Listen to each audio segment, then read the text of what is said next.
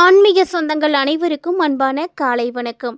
நம்மளுடைய சேனலில் தொடர்ந்து நிறைய சுவாரஸ்யமான ஆன்மீகம் சார்ந்த தகவல்களை தாங்க பார்த்துட்டு வந்துட்டு இருக்கோம். அந்த வரிசையில் இன்னைக்கு என்ன பார்க்க போகிறீங்க அப்படின்னா, திருப்பூர் மாவட்டம் காங்கேயத்திற்கு அருகில் இருக்கக்கூடிய சிவன்மலை அப்படின்ற இந்த ஒரு ஆலயத்தில் உத்தரவு பெட்டி ரொம்பவே பிரபலமானதுன்னு சொல்லுவாங்க. இந்த உத்தரவு பெட்டியினுடைய மகிமையை என்ன அப்படின்னு பார்த்தீங்கன்னா, பக்தர்களுடைய கனவுல தோன்றக்கூடிய அந்த ஒரு பொருள் தான் முருகனே உணர்த்தக்கூடிய ஒரு செய்தியை நினைத்து அந்த பொருளை வைத்து வழிபாடு செய்வாங்க. ஸோ அப்படி பார்த்தீங்கன்னா, சமீபத்தில் கடல் நீர் வைத்து வழிபாடுகள் செய்யப்பட்டு இருக்கு.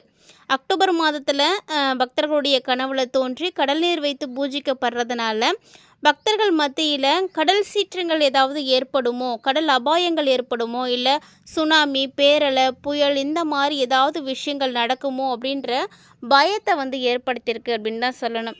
ஸோ இந்த விஷயம் எப்போலேருந்து செயல்பட ஆரம்பிக்கும் அப்படின்னு பார்த்தீங்கன்னா, இதனுடைய வெளிப்பாடுகள் எல்லாமே டிசம்பர் 19ற்கு பிறகு இருக்கும் அப்படின்னு பெரும்பாலும் எதிர்பார்க்கப்படுது. ஸோ என்ன மாதிரியான மாற்றங்களை எல்லாம் இந்த உத்தரவு பெட்டி கொடுக்க போகுது அப்படின்ற மாதிரி மக்களிடையே பரபரப்பும் இருக்குது, எதிர்பார்ப்புகளும் இருக்குது அப்படின்னு தான் சொல்லணும்.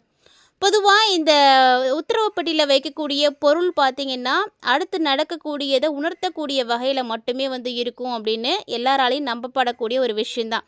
எந்த மலைக்கோவிலிலுமே இல்லாத ஒரு சிறப்பு அம்சமாக இருக்கக்கூடியதுன்னா அது இந்த உத்தரவு பெட்டி தாங்க.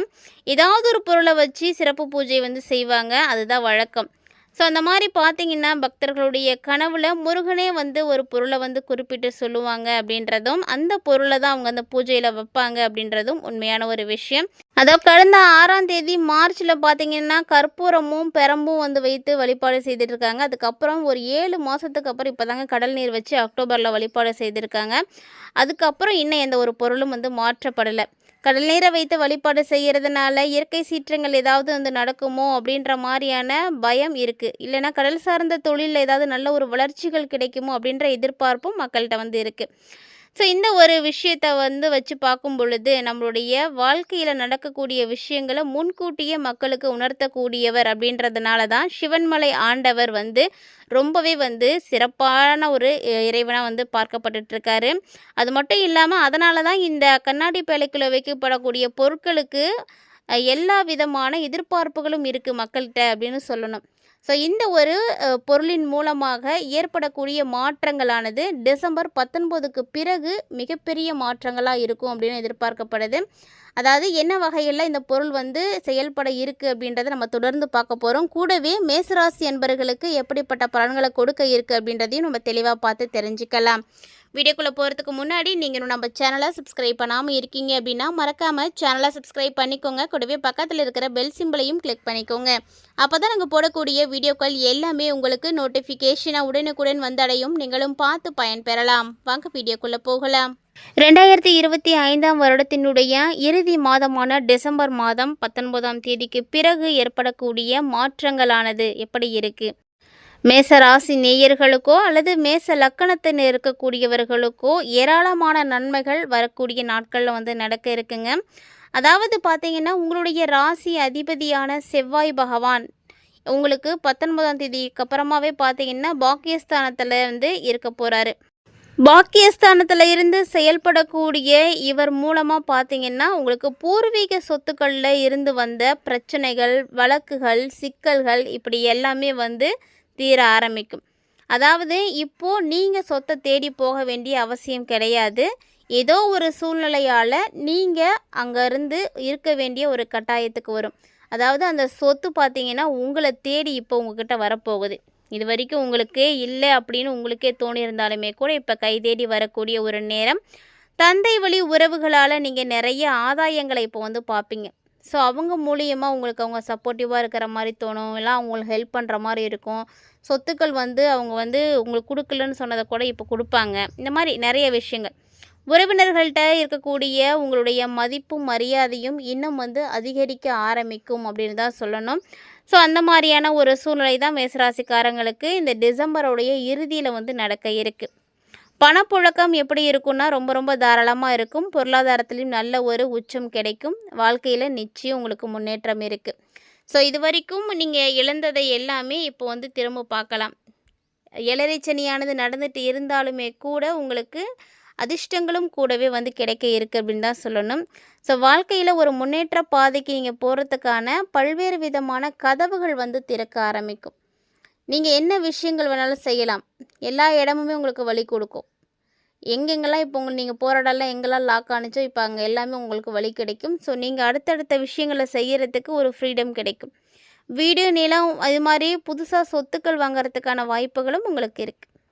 மனசில் பார்த்தீங்கன்னா இப்போ தான் உங்களுக்கு தைரியமும் தன்னம்பிக்கையும் பார்த்தீங்கன்னா அதிகரிக்க ஆரம்பிக்கும். அதாவது ஒரு உற்சாகத்தோடு இருப்பீங்க.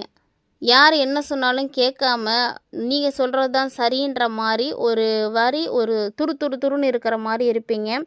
எல்லாருக்கிட்டேயுமே வந்து அன்பு செலுத்தக்கூடிய ஒரு நேரம்தான். தெளிவான திட்டமிட்டீங்க அப்படின்னா என்னென்ன விஷயங்கள் உங்களுக்கு இழுபறியாக இருந்துச்சோ, நடக்காமல் வந்து இருந்துச்சோ, எதெல்லாம் தட்டி போணுச்சோ அதை எல்லாத்தையுமே இப்போ நீங்கள் வந்து கண்டிப்பாக வந்து நிறைவேற்றிக்கலாம். அதற்குரிய ஒரு அற்புதமான நேரம் அப்படின்னே இதை சொல்லலாம். தன்னம்பிக்கை, தைரியம் எல்லாம் அதிகரிக்கிறதுனால உங்களால் சிறப்பாக வந்து செயல்பட முடியும். எல்லாரிடத்துமே யாருக்கிட்டேயுமே வந்து வித்தியாசம் பார்க்க தேவையே இல்லை. ஏன்னா உங்களுக்கு எல்லாமே நல்லா இருக்குது. இருந்தாலும் ஆரோக்கியம் அப்படிங்கும் பொழுது கண்டிப்பாக கவனமாக தான் நீங்கள் இருக்கணும். ஒரு சில நேரங்களில் மேசராசிக்காரங்களுக்கு என்னெல்லாம் விஷயங்கள் நல்லது நடக்கணும் அப்படின்னு இருந்துச்சோ அதெல்லாம் நீங்கள் தடைகளை பார்த்துருப்பீங்க. ஸோ அந்த தடையெல்லாம் இப்போ விலகும். ரொம்ப நாளாக திருமணமாகாமல் இருக்கக்கூடிய மேசராசி என்பர்களே, உங்களுடைய சுபகாரிய தடையில் இருந்த எல்லா தடைகளும் விலகிறதுனால இப்போது அந்த முயற்சி செய்யக்கூடியவங்களுக்கெல்லாம் சூப்பரான ஒரு நேரம். அதாவது உங்கள் வீடு தேடி நல்ல விஷயங்கள்லாம் வரும்.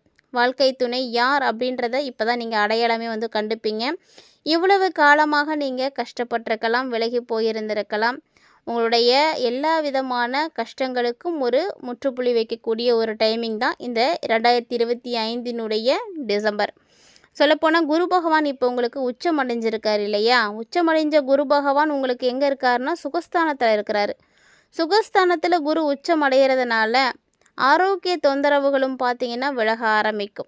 அடியோடு வந்து போகும் அப்படின்னு சொல்லலாம். அபாயகரமான முன்னேற்றம் ஆரோக்கியத்துலேயும் இருக்கும். ஸோ ஆரோக்கிய ரீதியான பிரச்சனைகளை வந்து இவ்வளோ காலமாக பார்த்துட்ருக்கீங்க, சந்திச்சிட்ருக்கீங்க. இதுக்கு ஒரு நிரந்தரமான முடிவு இல்லையா அப்படின்ற மாதிரி கவலைப்படக்கூடியவர்கள் எல்லாருக்குமே அந்த கவலைகள் விலகக்கூடிய ஒரு நேரம். எல்லா மாற்றங்களும் உங்களுக்கு வந்து சேரும் அப்படின்னு தான் சொல்லணும். கிட்டத்தட்ட பார்த்திங்கன்னா ரொம்பவே வந்து கஷ்டப்பட்ட காலங்கள் எல்லாம் முடிய போகுது. என்னங்க சனி இப்போ தான் ஆரம்பிச்சிருக்கு, எல்லாமே வந்து நல்லா நடக்கும் அப்படின்ட்டு சொல்கிறீங்கன்னா, சனி பகவான் வந்து கர்ம வினைக்காரகன், வினைகளுக்கு ஏற்ப மட்டுமே பலன்களை கொடுக்கக்கூடியவர். அதனால் 7.5 சனியானது நடக்குது அப்படின்னு நினச்சி கவலைப்பட வேண்டிய அவசியம் கட்டாயமும் யாருக்குமே கிடையாது. உங்களுடைய வாழ்க்கையில் நீங்கள் என்ன செய்திருக்கீங்களோ, உங்களுடைய கர்மாக்கள் எப்படி இருக்கோ அதற்கான பலன்களை தான் சனி பகவான் வந்து கொடுப்பார். ஸோ ஒவ்வொருத்தருமே நீங்கள் செய்யக்கூடிய தவறுகளை வந்து நினைத்து வருத்தப்பட்டு அதை திருத்தி கொள்றதுக்கான நல்ல ஒரு வாய்ப்பையும் வழியும் தான் வந்து சனி பகவான் ஏற்படுத்தி கொடுப்பார். அதனால தான் அவரை வந்து நல்ல ஆசான் அப்படின்னு சொல்கிறது.